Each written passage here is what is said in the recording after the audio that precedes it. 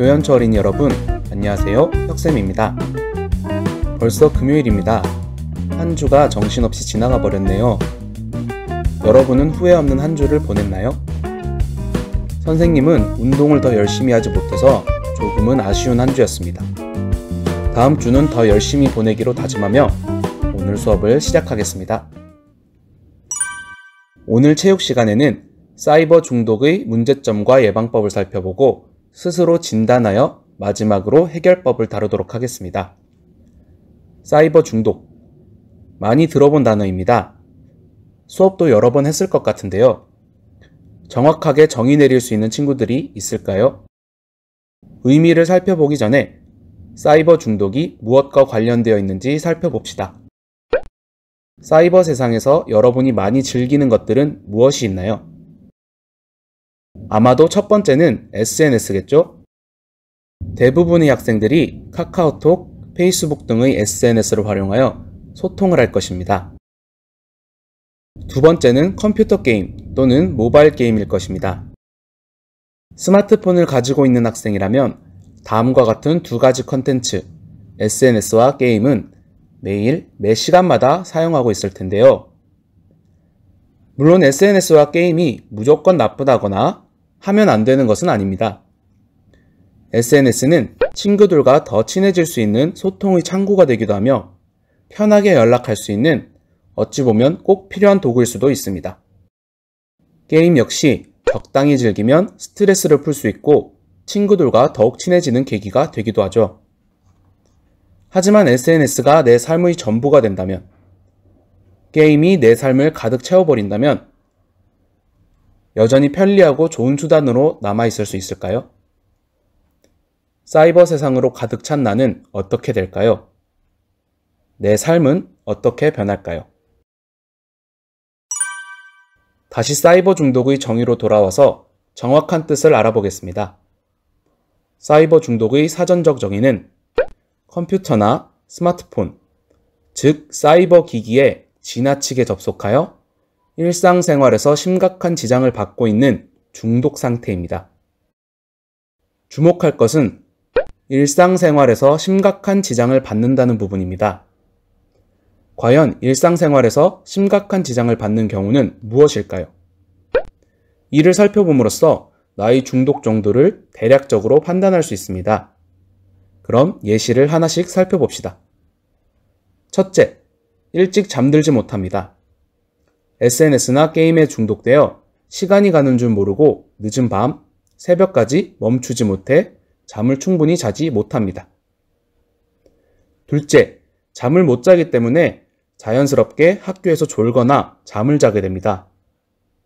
당연히 수업을 따라가지 못하며 나의 지적 능력, 상식, 뇌의 활동은 줄어들게 됩니다. 셋째, 해야 할 일을 하지 못합니다.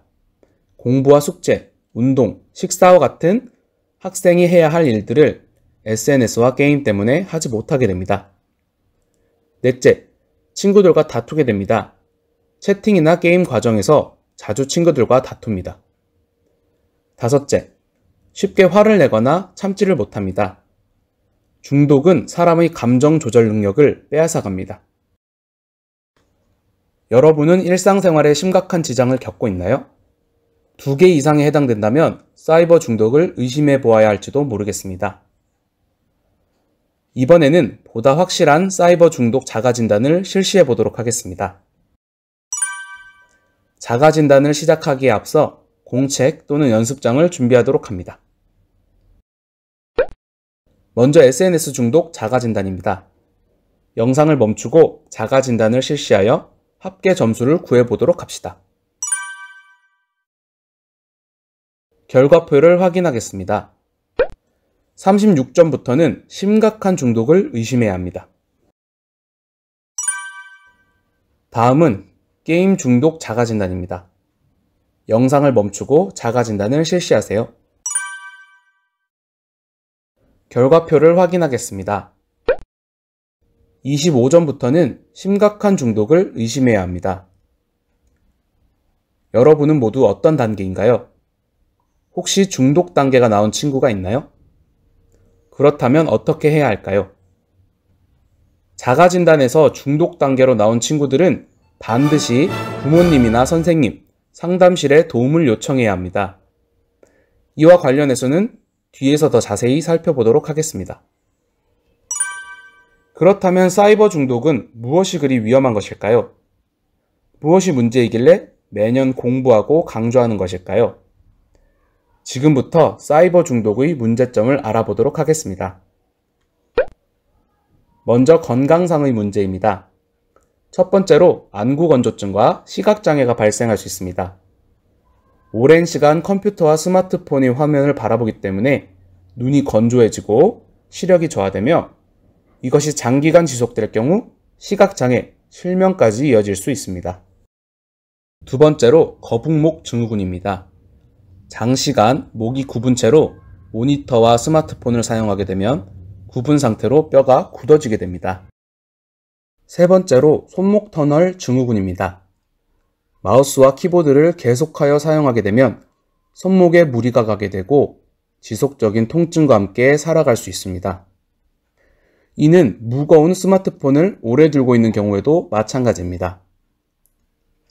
이외에도 잘못된 자세로 장시간 앉아 있어 발생하는 척추 측만증 또는 허리 디스크, 그리고 오랜 시간 움직이지 않아 발생하는 비만과 같은 질병이 있습니다. 다음으로 사회적인 문제입니다. 첫 번째는 심리적 문제입니다.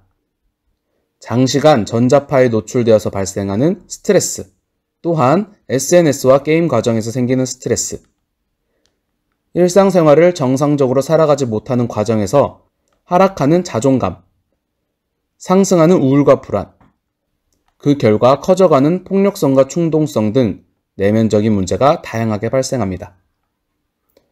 두 번째는 학업의 문제입니다. 늦게 자고 학교에서 졸거나 자기 때문에 공부를 제대로 할 수 없고 성적이 떨어지며 자신감도 잃게 됩니다. 세 번째는 사회 문제입니다. 앞서 1번에서 보았듯이 충동성과 폭력성이 점차 커지기 때문에 경범죄부터 강력범죄까지 다양한 사회 문제가 발생하게 됩니다. 이뿐만 아니라 사이버 따돌림이나 성폭력, 또는 스마트폰을 보며 걸어가다 발생하는 교통사고 등 아주 많은 문제가 도사리고 있습니다. 지금까지 엄청나게 많은 수의 사이버 중독 문제점을 살펴보았습니다. 그러면 대체 어떻게 사이버 중독을 해결할 수 있을까요? 힌트는 2019년 5월의 한 협정에서 찾을 수 있습니다. 2019년 5월 25일 세계보건기구는 게임 이용 장애, 쉽게 말해서 지금 다루는 사이버 중독을 질병으로 분류하기로 결정했습니다. 다시 말해서 사이버 중독은 질병이라는 뜻입니다.